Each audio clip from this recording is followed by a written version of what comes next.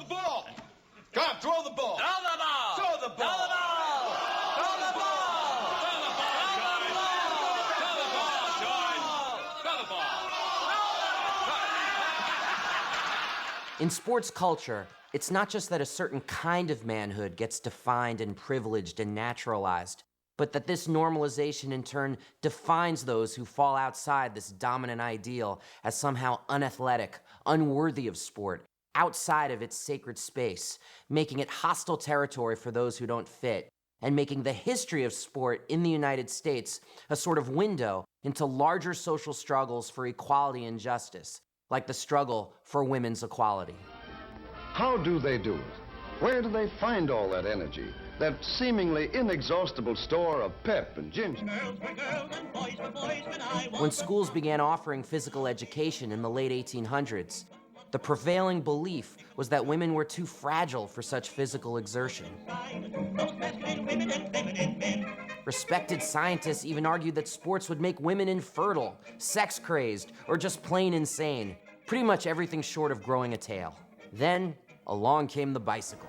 Bicycling is a lot of fun, good exercise, and a fine means of transportation.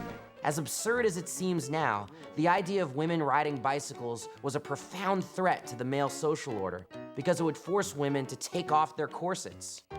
The so-called expert scientists howled that riding a bike would implode a woman's uterus or give her what they called, quote, the bicycle face, which was marked by peculiarities including pale complexion and an anxious expression. This was all part of a larger attitude toward women and physical activity. For many, women's sports were considered unnatural and unsightly, even unfeminine and downright un-American. Take basketball. The sport was invented in 1891, and women started playing it right away. They were rough and aggressive, despite having to wear dresses on the court. Alarmed that these players were becoming too manly, organizers instituted new rules that actually prohibited physical contact and any effort to hinder the shooter. And just like that, what started as scrappy and fun was made dainty and dull, all in the name of keeping men manly and women womanly. Or take running. Surely women would be allowed to run, right? I mean, it's a no bicycle face, no contact sport. So what could be the problem? The women's 800 meters debuted at the 1928 Olympics, but at the finish, some of the runners fell to the ground to catch their breath. Perfectly reasonable, right? They were winded. We see this with men all the time too. But for some reason, this was considered so unladylike, it caused an international scandal. Deeming the sport too strenuous for the frail female form, Olympic officials promptly banned the women's 800 meters for 30 years. 30 years! The idea stuck, so much so that one member of the International Olympic Committee would actually say in 1952 that he hoped to eliminate women's track and field competition altogether from the Olympics so that we all might be, as he put it, spared the unaesthetic spectacle of women trying to look and act like men. In 1953, Pulitzer Prize-winning sports columnist Arthur Daly of the New York Times said that eliminating women from the Olympics was, quote, a great idea, writing that there's nothing feminine or enchanting about a girl with beads of perspiration in her alabaster brow, the result of grotesque contortions in events totally unsuited to female architecture. Adding that any self-respecting schoolboy can achieve superior performances to a woman champion. And that's the point. Men like Arthur Daly and those on the International Olympic Committee weren't only trying to prevent women from harm, they were also defending a notion of manhood based on physical superiority. This all changed in the 1960s and 70s when women began to organize. They broke out of traditional gender roles and took on responsibilities outside of the home. It was called the women's movement, and the world has never been the same since. There's another slogan that women have for this strike, which says sisterhood is powerful. It took people who were willing to break the rules to change them. And this struggle reflected itself in electric fashion in the world of sports in the 1960s, on battlefields as unlikely as the Boston Marathon. The race is 26 miles, 385 yards from Hopkinton to Boston. This is normally an all-male contest. Most believed that women just couldn't handle the distance. But in 1967, a woman by the name of Kathy Switzer registered as KV Switzer and got into the race. Race officials are somewhat jolted when a girl appears. Wearing number 261, she's listed in the program with letter K for first name, second name Switzer. 5 miles into the race, one of the marathon directors actually jumped off a truck to forcibly remove Switzer from the course, yelling, "Get the hell out of my race!" But the men running with her fought him off. For them, Kathy Switzer had every right to be there. And for them, the Boston Marathon wasn't about proving male supremacy, pitting boys against girls. It was about people running a race. When the pictures from the marathon were transmitted across the globe, the world saw two opposing models of masculinity: the violence and paranoia of the marathon director versus the strength and solidarity of the other male runners. And at the center of it all, the resolute focus of Kathy Switzer. In that moment, sports bridged the gender divide and gave the world a glimpse into what was possible.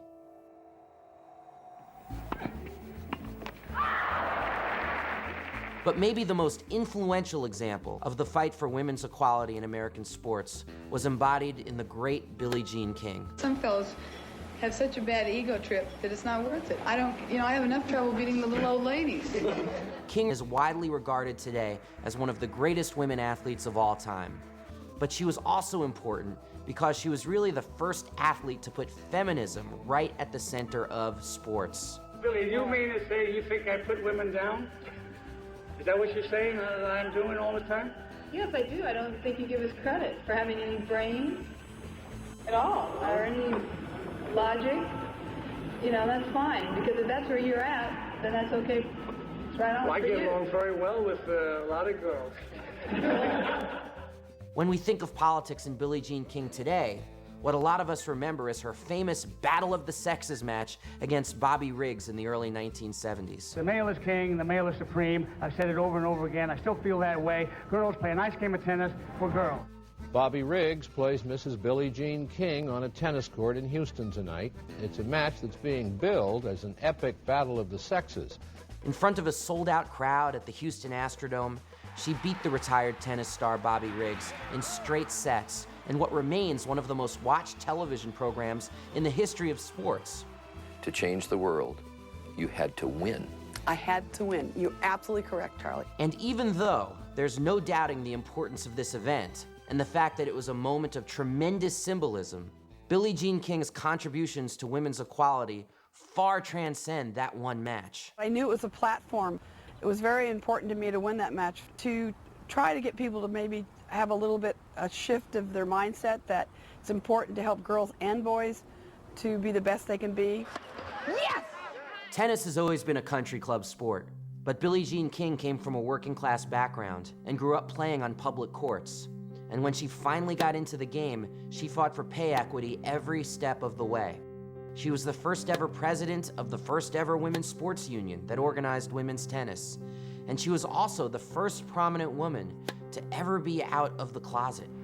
Last Friday, facing what is certainly the most serious crisis of her career, 37-year-old Billie Jean admitted she had had a homosexual affair with her former aide, Marilyn Barnett. The revelation had an immediate blowback, costing her a ton of prestige and money. Billie Jean King's contract to make television ads for ER Squibb Company is not being renewed. The New York Daily News quotes a company official as saying she was too strong a personality, that she was overpowering the product. He denied that the company's decision had anything to do with Mrs. King's disclosure of a lesbian relationship. It would take her years to win back her credibility, but she was somebody who never shied away from who she was and what she believed. The fact that these women refused to accept the restrictive gender roles assigned to them, and the fact that their refusal sparked such widespread resentment and backlash from panicked men, is a crucial part of the history of sports and of this country. The result has been the full-scale transformation of sports, so that today we see an explosion of women's participation. A transformation that wouldn't have been possible without the political struggle that led to Title IX. It all goes back to Title IX. The 1972 law gave young women equal opportunity in education and sports. Before Title IX, roughly 1 out of 35 girls played some form of sports. Today, that number is 1 out of 3. This is amazing. You're poised and ready, unable to make a sound. Your hands are sweaty as you look down. You're running already when you hit the ground. It's a reform that has literally changed the lives of tens of millions of women. But you wouldn't know that by looking at our sports media.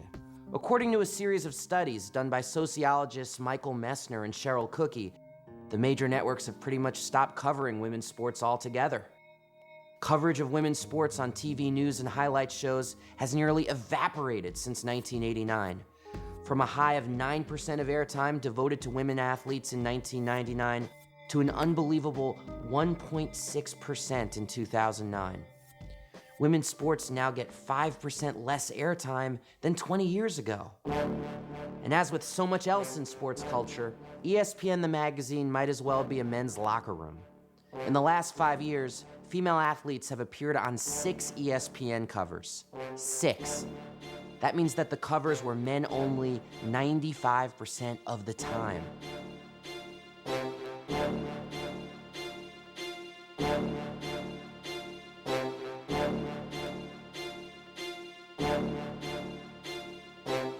And in 2001, the only women to appear on the cover of Sports Illustrated, and this is a weekly magazine now, were the Dallas Cowboy cheerleaders from 1972. You gotta be kidding me. The best damn sports show period on FSN is brought to you by Hooters. The major networks are more likely to promote women as swimsuit models, cheerleaders, or props for a beer commercial than serious athletes. A bikini fashion show in the snow, ladies. How was that? Fun? Cold. So cold. Cold, yeah. Chilly. Huh? Chilly. This fixation on women's bodies is no different from Playboy's Women of the Olympics issue, or NBC's primetime coverage of women's beach volleyball, a sport that just so happens to be played in tiny bikinis on synthetic beaches. You know, we want to go down as one of those teams that no one ever forgets. Athletes are no longer the focus. They're just another excuse to sell women's bodies to male viewers. June heats up on ESPN. And as it turns out, this gendering of athletic achievement presents a problem, not just for women who play sports, but also for the men who don't measure up to the sports culture's masculine ideal. Watch it, jerk.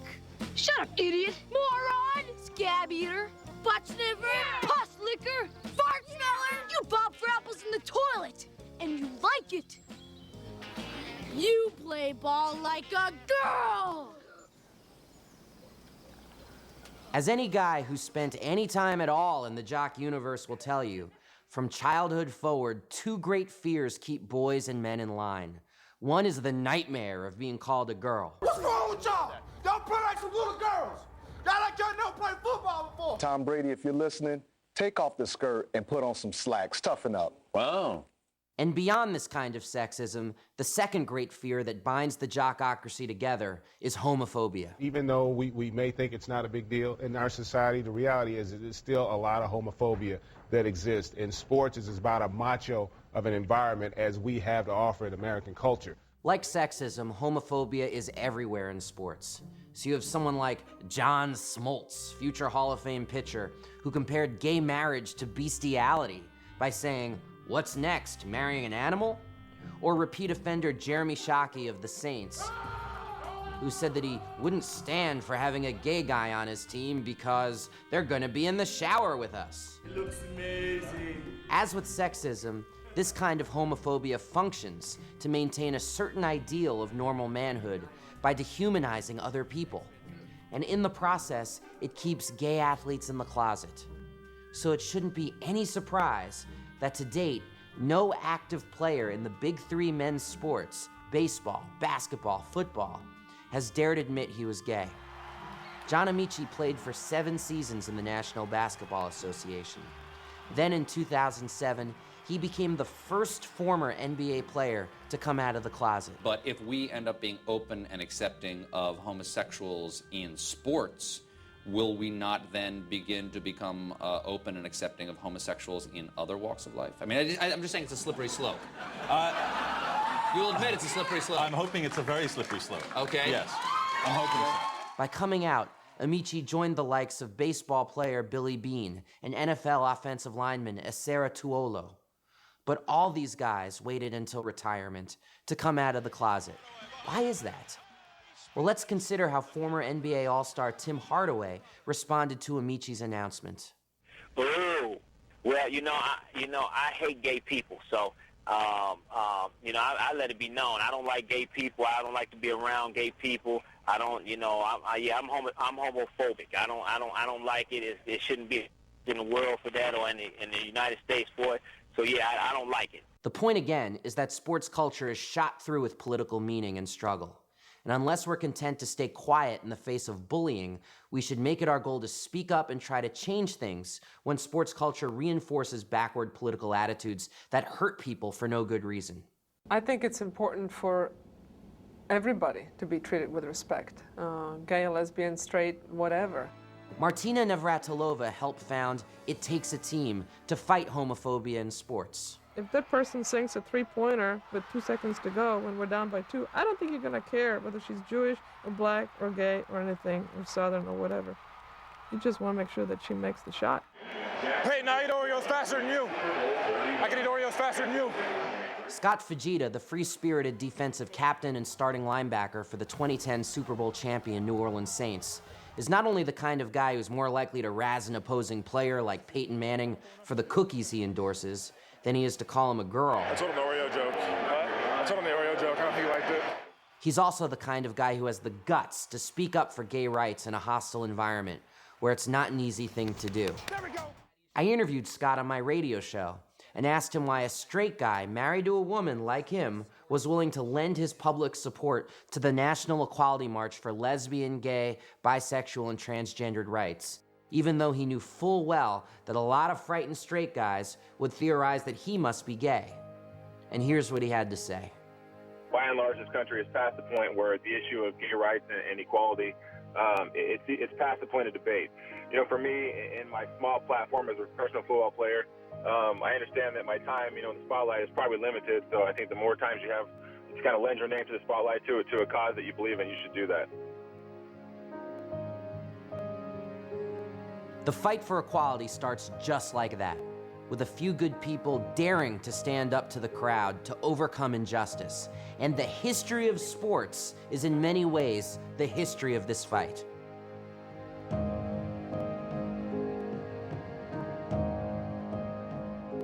And I guess what I'm really asking you is to, peel it away a little bit. Just tell me, why do you think it is? Is there still that much prejudice in baseball today?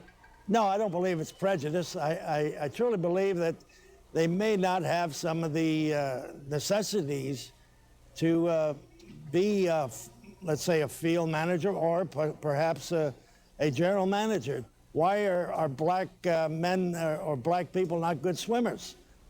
Because they don't have the buoyancy. I got to tell you, that sounds like the same kind of garbage we were hearing 40 years ago about players. It turns out that not only male power, but white male power was so embraced as the athletic norm that the credibility of black athletes was thrown into as much question as the athletic abilities of women and gays, and in precisely the same ways. Beliefs in biological inferiority feeding a sense of athletic inferiority. Back in 1910, an African-American boxer named Jack Johnson sent white America into a panic. At the time, the accepted scientific truth in society was that African Americans lacked both the mental and even physical ability to succeed in sports. But then Johnson became the first African American heavyweight champion, and after that there was an outcry for a great white hope to defeat Johnson and restore order to the universe. But Johnson defeated this great white hope, the former champion Jim Jeffries, in front of a hostile all-white crowd of 22,000 people on July 4th, Independence Day. African Americans took to the streets to celebrate his victory. drawing the wrath of angry white mobs.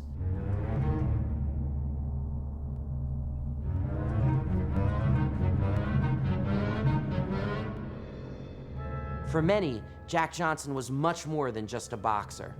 As a powerful symbol of black masculinity, he represented a direct threat to white male power both inside and outside the ring.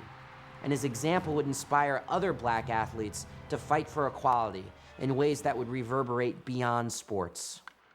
4 decades later, that fight would reach a culmination of sorts with Jackie Robinson. Jackie Robinson, a pioneer in spikes. He not only made good with the Dodgers, he made the national pastime national.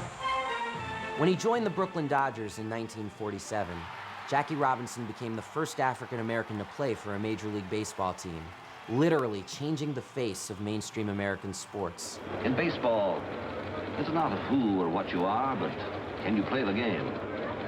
Jackie Robinson sure is playing. Like Jack Johnson before him, Robinson demonstrated great courage in the face of hostility from legions of white people who believed black athletes had no business playing alongside whites.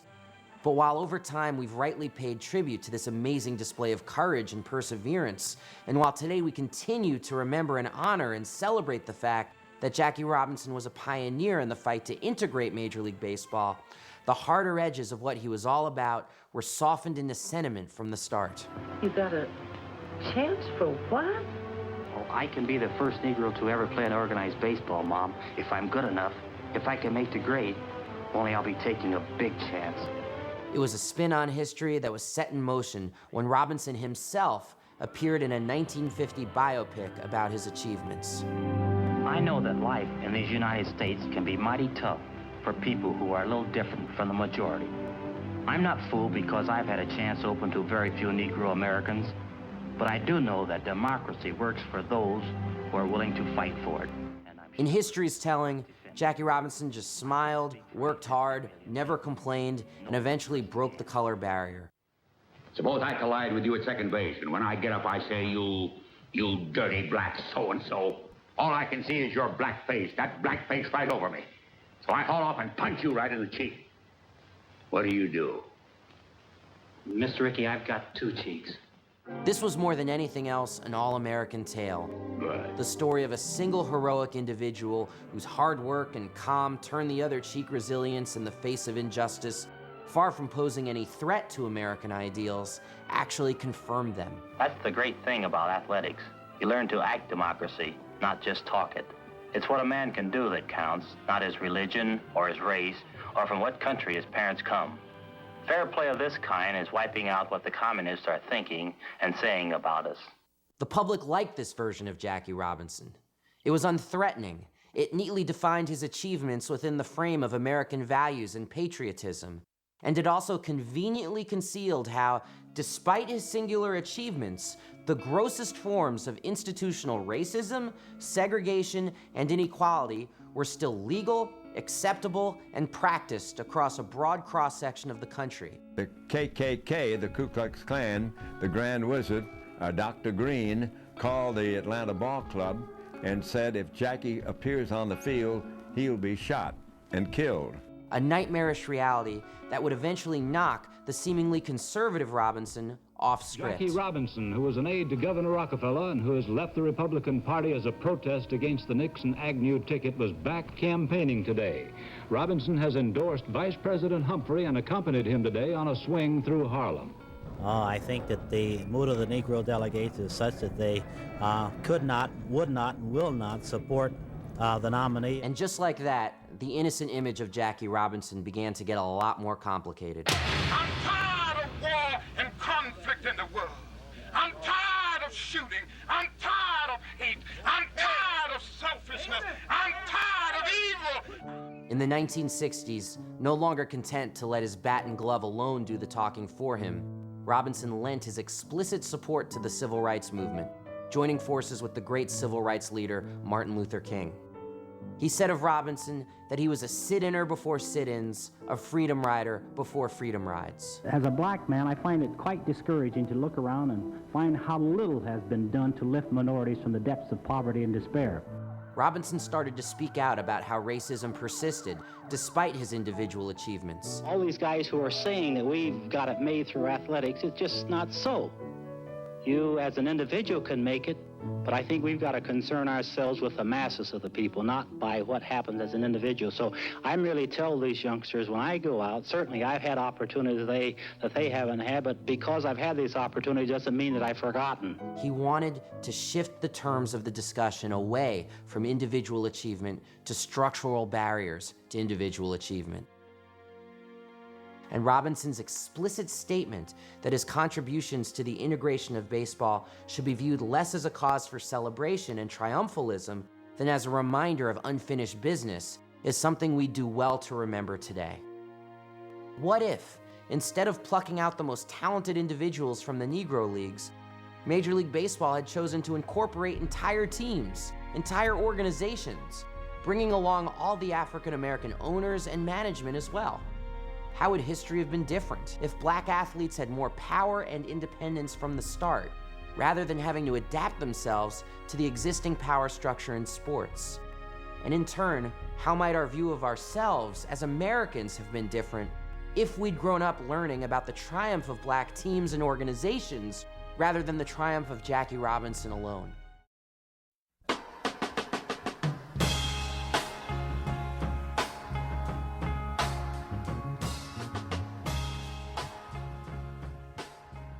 Amherst goes to great lengths to attract and bring people from different backgrounds who have different interests and ideas.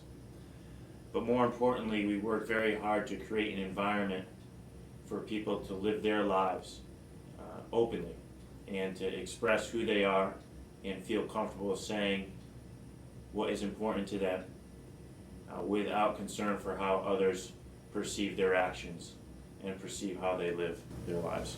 Diversity, inclusion. Diversity, inclusion. Diversity and inclusion. Diversity and inclusion means A diverse community. diversity, inclusion. At Amherst College, diversity and inclusion looks like Of colors,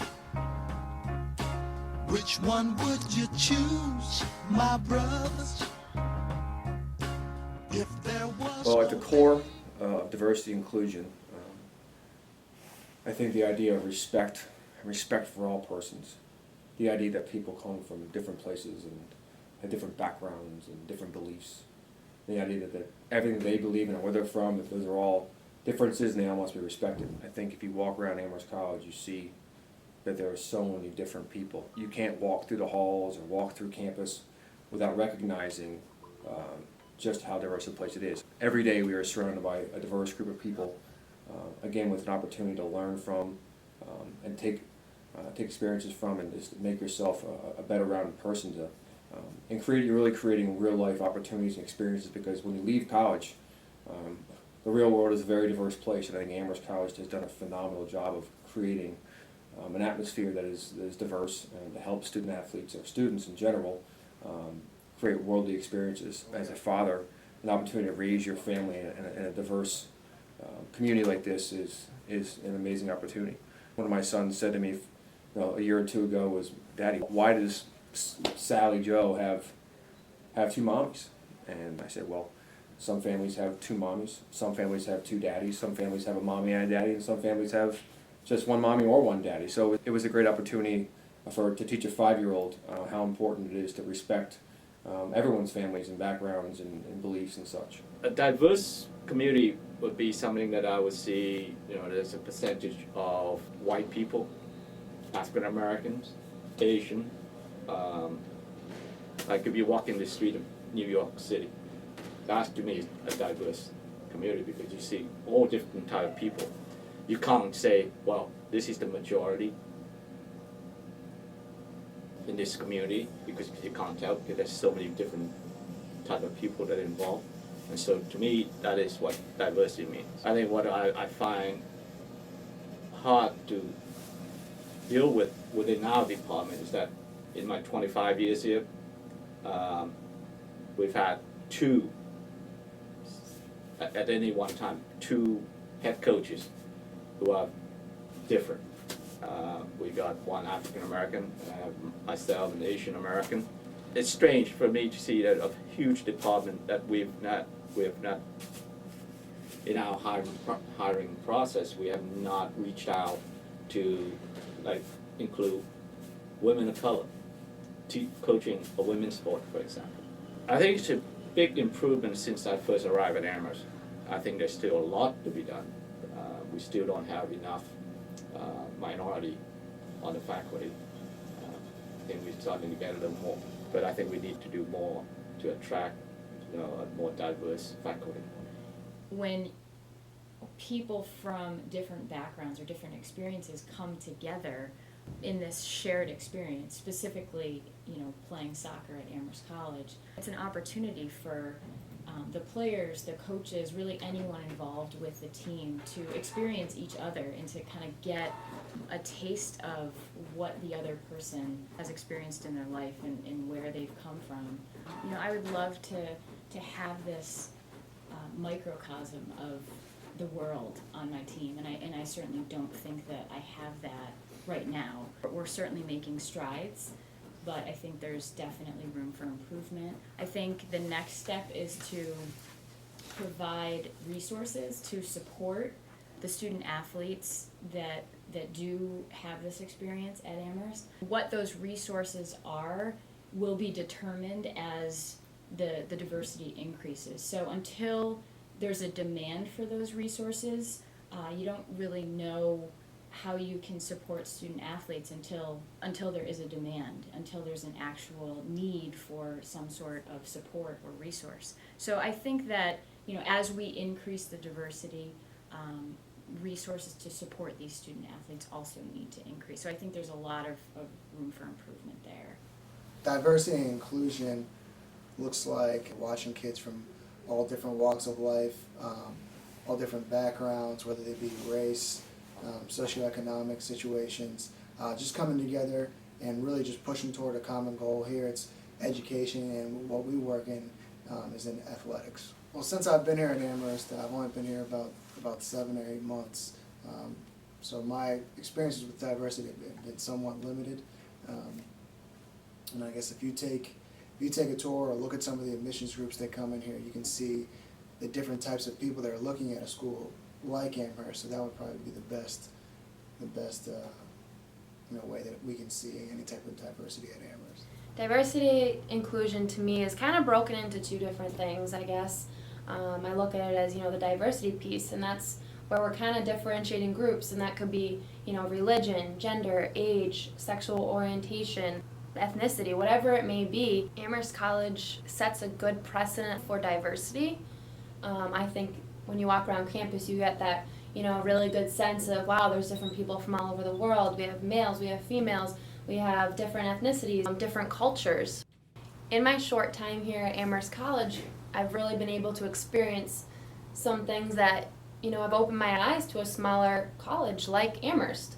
One where I came from was a much larger university, 20,000+ kids, grad students, professors all over the place, a lot of community members that are constantly on the campus all the time, and that support system there might allow students to feel a little bit more comfortable in being, in their openness of their sexual preference or their openness of some of the problems they might have. Since my time at Amherst has been limited, I'm excited to see the strides we can make as a community revolving around diversity and inclusion. And when I think about diversity, I think about the broad spectrum. You have more than just your racial diversity. You have, geographic diversity, diversity when it comes to socioeconomics, and, it's such a broad spectrum. My first experience at Amherst with diversity and inclusion was actually at a personal event that was hosted by one of the faculty members. It was a gathering with the entire athletic staff. At this event, being it my first experience, I definitely felt like I stood out a little bit, not only because I was a new assistant, but just because I was the only one of a minority background at the time. When you look at our faculty and staff, you don't see too many minority members on the faculty and staff. You might see a handful. And I was actually kind of relieved when I saw a couple of the minority coaches walk in. I thought, okay, I'm not the only one. And so that definitely gave me a sense of relief. I think definitely from the outside perspective, our athletic staff and department might not look very diverse, but in terms of the culture and attitude that we have here, I think people are always accepting. No one cares what background you come from, what you did, etc., etc. People just work well together. If you're a good person, you're accepted here. You know, that's basically it. Like, I think that right there is a strong sense of who we are as an athletic staff. One of the things that impressed me most when I arrived at Amherst is that we had students from very different backgrounds, different races, different geographical places, different ideas, different interests. But at the same time, we had two students from the same city, of the same race, but they brought so many different things to the college campus in terms of their interests and ideas and who they were with their personality, that it really contributed to the diversity on campus because of what they brought and who they were. Moving forward, as we look for ways to continue to increase our diversity and inclusion, the college has done a great job in providing the resources to encourage this. But the strength of our diversity and our inclusion and our openness on campus rests with the people. And I hope that we continue to encourage the relationships and continue to bring the right people with the right character and the right ideas in who they are to continue to provide an environment where we talk about diversity and we talk about inclusion and what it means for us.